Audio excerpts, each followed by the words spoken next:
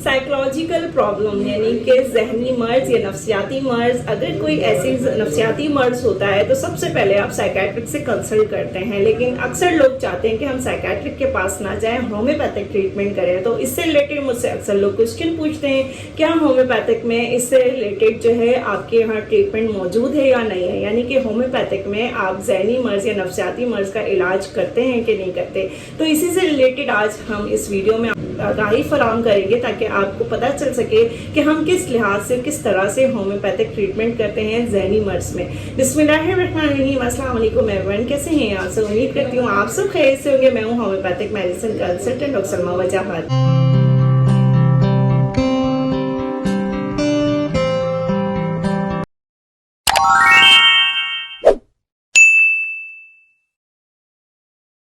नफ्सियाती मर्ज यानी कि psychological issues एक ऐसा मर्ज है जिससे आपको मेंटल इलनेस होती है, यानी जहनी बीमारी होती है। और कहते हैं कि फिजिकल इलनेस से ज़्यादा जो है मेंटल इलनेस सबसे ज़्यादा खतरनाक होता है।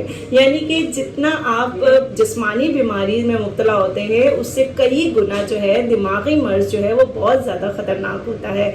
इसी से रिलेटेड जो है अक्सर लोग यही क्वेश्चन पूछते हैं कि होम्योपैथिक में इसका ट्रीटमेंट मौजूद है कि नहीं है, क्योंकि हम ऐसे अगर हम साइकोलॉजिकल तौर पे देखें तो बहुत सारे ऐसे सिम्टम्स आ रहे होते हैं, ऐसी बहुत सारी बीमारी आ रही होती है जिससे इंसान को साइकोलॉजिकल इशू होते हैं। जैसे कि आप देखेंगे कि साइकोटिक डिसऑर्डर हो या बाइपोलर डिसऑर्डर हो, न्यूरो डेवलपमेंट डिसऑर्डर हो, ओसीडी का इशू हो या ऑटिज्म प्रॉब्लम है या फिर इसके अलावा पर्सनैलिटी डिसऑर्डर है। बहुत सारी प्रॉब्लम है जिसमें हम पेशेंट को साइकोलॉजिकल तौर पे देख रहे होते हैं कि वो उससे जूझ रहे हैं। इसी से रिलेटेड आज मैं जो बताने वाली हूँ कि हम होम्योपैथिक में किस तरह से ट्रीट करते हैं। देखिए, जिस तरह से मैंने आपको बताया कि हमारी होम्योपैथिक बेस करती है सिम्टम्स पे, यानी कि अलामात को मद्देनज़र रखते हुए हम मेडिसिन प्रिस्क्राइब करते हैं।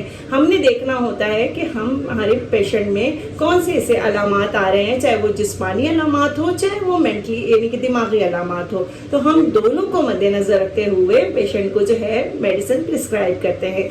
हम देखते हैं कि पेशेंट किस तरह से है, वो किस तरह से रिएक्ट कर रहा है, उसको कौन से ऐसे इश्यूज आ रहे हैं जैसे एंजाइटी हो गया या फिर एंगर इशू है, डिप्रेशन है, स्ट्रेस है, ऐसे कौन से प्रॉब्लम है, या फिर कोई इन्वायरमेंटल इश्यूज है या फिर उसके अंदर कोई ऐसी प्रॉब्लम हो रही है जिसकी वजह से जो है उसे यानी इस तरह की मेंटल इश्यूज आ रहे हैं। अक्सर लोगों को हार्मोनल डिसबैलेंस की वजह से भी हो जाता है, यानी हार्मोनल चेंजिंग्स होती हैं तो उससे प्रॉब्लम होता है, या कोई ऐसी बड़ी बीमारी होती है जिसकी वजह से वो साइकोलॉजिकल तौर पर प्रॉब्लम का शिकार हो रहे होते हैं, या फिर कोई भी ऐसा नहीं होता तो इन्वायरमेंटल ऐसे इश्यूज होते हैं, यानी कि हिस्ट्री में ऐसी चीज़ आई हुई होती है जिसकी वजह से जो है मेंटल इश्यूज होते हैं। तो हम कोशिश करते हैं कि अगर मेडिसिन देखें, एक मेडिसिन होती हैं कि जिसमें बिल्कुल दिमाग को रिलैक्स कर दिया जाता है, लेकिन हमारी कोशिश होती है कि हम दिमाग को रिलैक्स करें लेकिन ऐसा ना करें कि दिमाग माउफ हो जाए। तो हम दिमागी तौर पे इस तरह से ट्रीटमेंट करते हैं और कोशिश ये करते हैं कि हम पेशेंट को काउंसलिंग करें और गुड एडवाइस दें, गुड सजेशन दें उनको। उसी हिसाब से सेटिंग्स होती हैं और इस हिसाब से हम मेडिसिन भी देते हैं कि उनकी बॉडी में जो सिम्टम्स आ रहे होंगे, बॉडी में जो चेंजेस आ रही होंगी, उस हिसाब से हम मेडिसिन दे रहे होते हैं। जैसे कि अगर एंजाइटी का इशू है तो और रेस्टलेस है, एंजाइटी के साथ उनको बेचैनी हो रही है और साथ में उनका पेट भी ख़राब है या फिर उनको जो है हेडेक हो रहा है, तो उसी हिसाब से फिर हम मेडिसिन भी प्रिस्क्राइब करते हैं। लेकिन ये एक डॉक्टर्स का काम होता है कि हमने किस तरह से पेशेंट को लेके चलना है।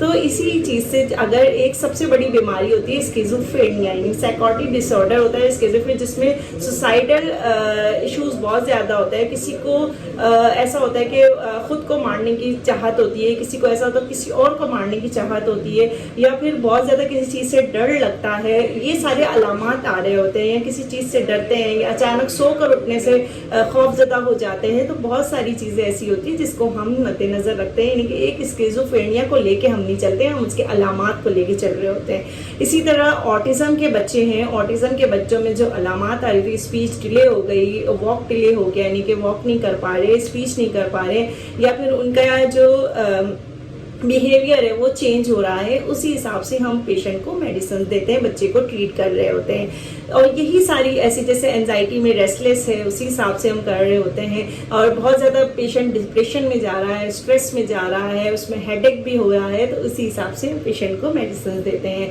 तो ये सारी चीज़ें आप उम्मीद करते हो कि आपको समझ में आई होगी कि हम किस हिसाब से और किस तरीके से पेशेंट को मेडिसिन देते हैं।